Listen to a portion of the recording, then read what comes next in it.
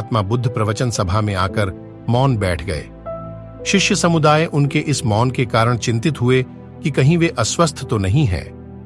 आखिर एक शिष्य ने पूछ ही लिया, भंते, आप आज इस तरह मौन क्यों हैं?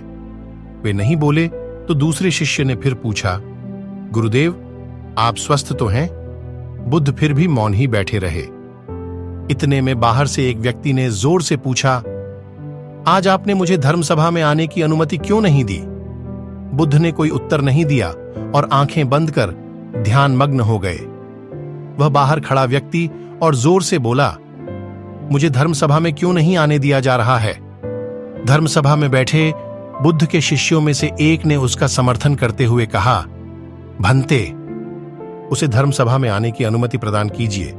महात्मा बुद्ध ने आंखें खोलीं और बोले, नहीं, उसे अनुमति नहीं दी जा सकती है क्योंकि वह अछूत है।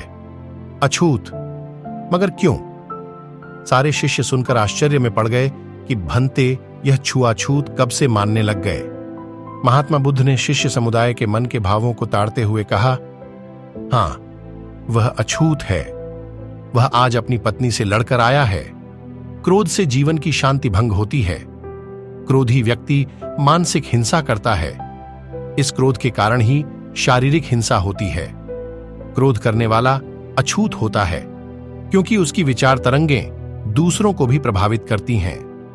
उसे आज धर्मसभा से बाहर ही रहना चाहिए। उसे वहां खड़े रहकर पश्चाताप की अग्नि में तपकर शुद्ध होना चाहिए। शिष्यगण समझ गए कि अस्पृश्यता क्या है और अछूत कौन है। उस व्यक्ति को भी बहुत पश्चाताप हुआ। उसने कभी भी क्रोध न करने का प्रण लिया। बुद्ध ने उसे धर्मसभा में आने की अनुमति प्रदान की। दोस्तों, भगवान बुद्ध ने उन्हें वह सीख दी थी जो जीवन के लिए सर्वोपरि है। दोस्तों, जीवन में भगवान बुद्ध की बातों का अनुसरण जरूर करें। अपना ध्यान रखें, हंसते रहे, मुस्कुराते रहे, खुश रहे। धन्यवाद।